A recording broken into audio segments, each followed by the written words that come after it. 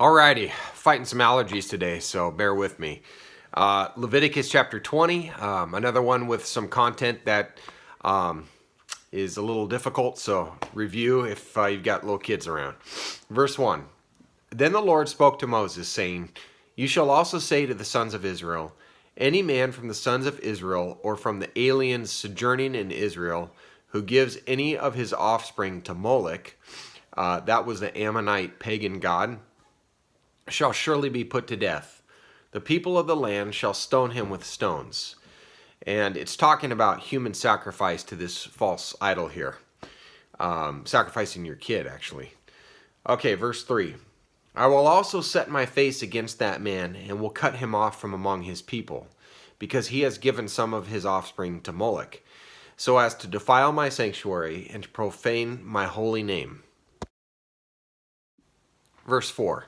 If the people of the land, however, should ever disregard that man when he gives any of his offspring to Moloch, so as not to put him to death, then I myself will set my face against that man and against his family, and I will cut off from among their people both him and all those who play the harlot after him, by playing the harlot after Moloch.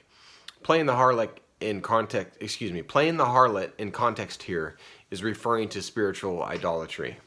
Verse 6, As for the person who turns to mediums and to spiritists to play the harlot after them, I will also set my face against that person, and will cut him off from among his people. You shall consecrate yourselves, therefore, and be holy, for I am the Lord your God. You shall keep my statutes and practice them. I am the Lord who sanctifies you. If there is anyone who curses his father or his mother, he shall surely be put to death. He has cursed his father or his mother. His blood guiltiness is upon him. If there is a man who commits adultery with another man's wife, one who commits adultery with his friend's wife, the adulterer and the adulteress shall surely be put to death. If there is a man who lies with his father's wife, he has uncovered his father's nakedness. Both of them shall surely be put to death. Their blood guiltiness is upon them. And there's commentaries that believe this is a stepmother, but I mean, come on, still. Verse 12. If there is a man who lies with his daughter-in-law, both of them shall surely be put to death. They have committed incest. Their blood guiltiness is upon them. If there is a man who lies with a male, as those who lie with a woman, both of them have committed a detestable act. They shall surely be put to death. Their blood guiltiness is upon them. If there is a man who marries a woman and her mother, it is immorality. Both he and they shall be burned with fire, so that there will be no immorality in your midst. If there is a man who lies with an animal, he shall surely be put to death. You shall also kill the animal. And we got to remember, all this influence is coming from the cultures around them, mainly. Verse 16. If there is a woman who approaches any animal to mate with it, you shall kill the woman and the animal. They shall surely be put to death. Their blood guiltiness is upon them. If there is a man who takes his sister, his father's daughter, or his mother's daughter, so that he sees her nakedness and she sees his nakedness, it is a disgrace, and they shall be cut off in the sight of the sons of their people.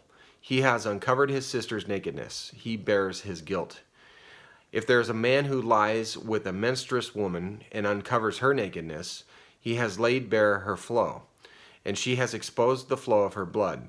Thus both of them shall be cut off from among their people. Verse 19. You shall also not uncover the nakedness of your mother's sister or of your father's sister, for such a one has made naked his blood relative. They will bear their guilt. If there is a man who lies with his uncle's wife, he has uncovered his uncle's nakedness. They will bear their sin. They will die childless. If there is a man who takes his brother's wife, it is abhorrent. He has uncovered his brother's nakedness. They will be childless. You are therefore to keep all my statutes and all my ordinances and do them, so that the land to which I am bringing you to live will not spew you out.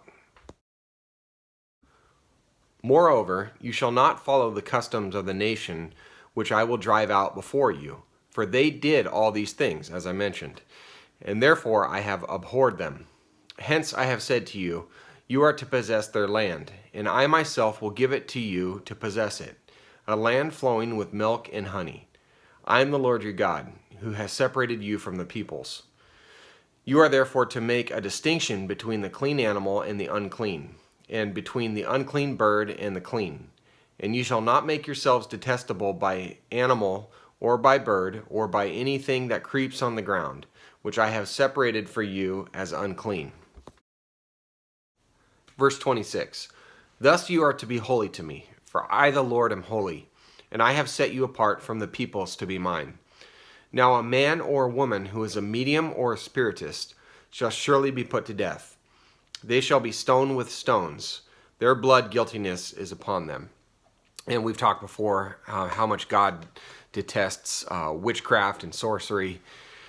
All right, tough chapter, tough to read through this stuff that these guys were going through. I mean, the whole point, God was bringing them into a land where this behavior was going on and didn't want the Israelites to have any part of it. I guess the takeaway for us is just remember how detestable evil is, and that we should be completely separated from that. So it might look different in our lives today, but evil is evil, and we need to recognize it. So, well, thanks for being here. Looking forward to tomorrow with you guys. Hope you have a great day. God bless you.